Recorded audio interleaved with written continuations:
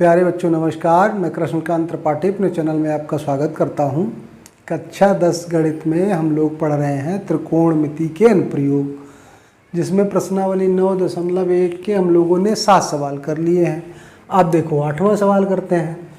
8वां सवाल क्या है? एक पेडस्टल के शिखर पर 1.6 मीटर ऊंची मूर्ति लगी हुई है। भूमि के एक बिंदु से मूर्ति के शिखर का उन्नयन कोण 60 अंश है और उसी बिंदु से पेडस्टल के शिखर का उन्नयन कोण 45 अंश है। पेडस्टल की ऊंचाई ज्ञात कीजिए।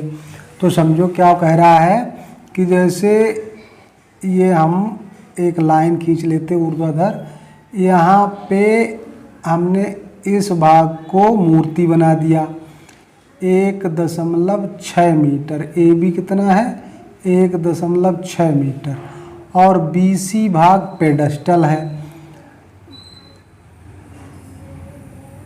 C से कुछ दूरी पर भूमि के एक बिंदु मान लो D है, जिस पे क्या कह रहा है कि मूर्ति के शिखर का, मूर्ति का शिखर कहाँ पर होगा? ऊपर। तो इसको यहाँ मिला देते हैं। ये उन्नयन कोण कितने अंश का है? 60 अंश का है। अब पेडस्टल का शिखर कहाँ पे है? यहाँ पे। तो यहाँ इसको मिला देते हैं तो ये 45 अंश है। ये सवाल में हमको दिया गया है। अब बस बन गया हमारा। अब हमसे क्या पूछा गया है? ये पेडस्टल की ऊंचाई पूछी गई है। पेडस्टल की ये BC दूरी पूछी गई है। इसको हम कुछ मान लेते हैं।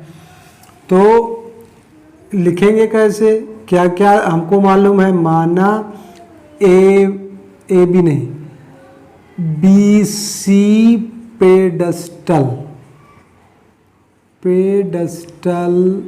पर AB मूर्ति लगी है।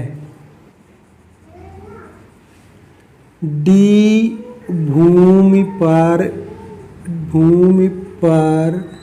एक बिंदु है। D भूमि पर एक बिंदु है जहाँ से उन्नयन कोण ये 60 अंश 45 अंश दिखाई देते हैं। अब इतना ही लिख देना है, ज़्यादा बढ़ा चढ़ा के नहीं लिखना है।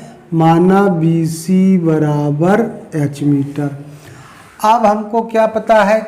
इतना तो हमको पता नहीं, ये भी नहीं पता है, लेकिन इसी त्रिभुज में लेंगे। कौन से त्रिभुज में? त्रिभुज BDC में।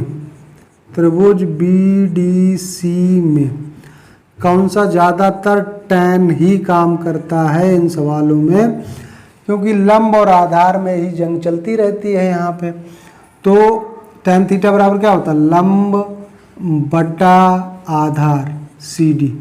अब आपको पता होगा कि tan 45 का मान होता है 1, तो H बटे CD हो गया।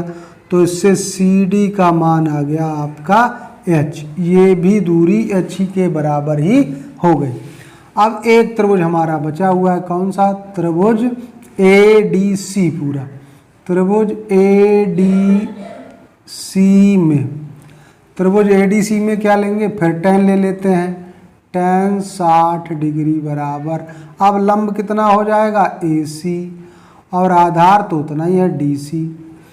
तो AC को दो भागों में तोड़ के लिख सकते हैं। एक तो ये 1.6 मीटर जो मूर्ति थी, एक पेडस्टल, ये इसके बराबर प्लस H, और DC भी तो H के ही बराबर आया। ये मान होता है √3 के बराबर। 1.6 प्लस H अपॉन H, इसके नीचे 1 कर लो, तिरछा गुणा कर दो। बस क्या है सवाल में? H √3 बराबर 1.6 प्लस H इधर लाएंगे, H √3 माइनस H बराबर 1.6, H कॉमन ले लेंगे तो √3 माइनस 1 बराबर 1/6। तो H बराबर क्या हो जाएगा? 1/6 अपॉन √3 माइनस 1। ये हो गया। अब यहाँ तक भी अगर आप परीक्षा में लिखाएंगे तब भी सही माना जाएगा, लेकिन ऐसे सवालों का परिमेयकरण करना पड़ता है। परिमेयकरण करने के लिए क्या किया जाता है? बहुत सरल होता है। जो संख्या नीचे लिखी है केवल उसका चिन्ह बदल दीजिए आप। क्या बदलना है, क्या बताया, चिन्ह बदल दीजिए। तो माइनस लगा हुआ था तो हमने प्लस लगा के ऊपर नीचे गुणा कर दिया।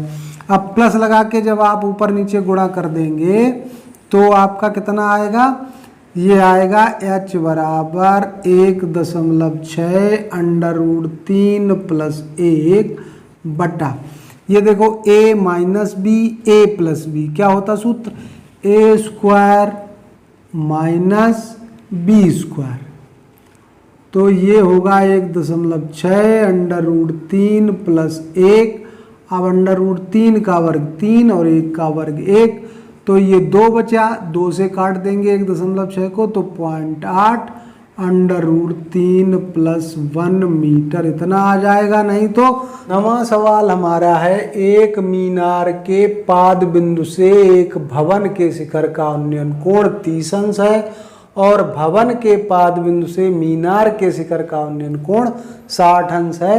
यदि मीनार 50 मीटर ऊंची हो तो भवन की ऊंचाई ज्ञात कीजिए। तो सीधी सी बात समझिए, मीनार कोई बड़ी होगी तो हम मीनार को बड़ा बना लेते हैं। मान लिया हमने ये ए बी मीनार है और एक इसी भाई आधार पर क्षैतिज रेखा तो एक ही होगी जमीन पे, एक सी डी ये जो है भवन बना हुआ है। क्या कह रहा है, एक मीनार के पाद बिंदु, मीनार का पाद बिंदु मतलब निचला सिरा यानी कि पैर से, पाद बिंदु से एक भवन के शिखर, भवन का शिखर यहाँ पे है तो इसका उन्नयन कोण ये वाला क्षैतिज रेखा और दृष्टि रेखा के बीच बना कोण ये 30 अंश है। ठीक, फिर कह रहा है भवन के पाद बिंदु, भवन का पाद बिंदु ये डी हुआ, इससे मीनार के शिखर का उन्नयन कोण, ये मीनार का शिखर हो गया, इसका उन्नयन कोण 60 अंश दे रहा है। यदि मीनार की ऊंचाई ये ए बी दे रखी है आपको 50 मीटर, तो भवन की ऊंचाई ये सी डी आपको बतानी है। तो सीधे दिखाई दे रहा है, एक लंब पता है, आधार ज्ञात हो जाए तो दूसरा लंब ज्ञात हो जाएगा।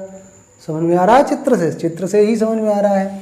लिखेंगे क्या, सबसे पहले लिख देंगे माना ए बी बराबर 50 मीटर ये मीनार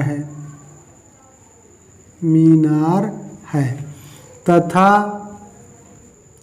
सी डी भवन है। ठीक है, मीनार का पाद बिंदु बी, मीनार का पाद बिंदु बी तथा भवन का पाद बिंदु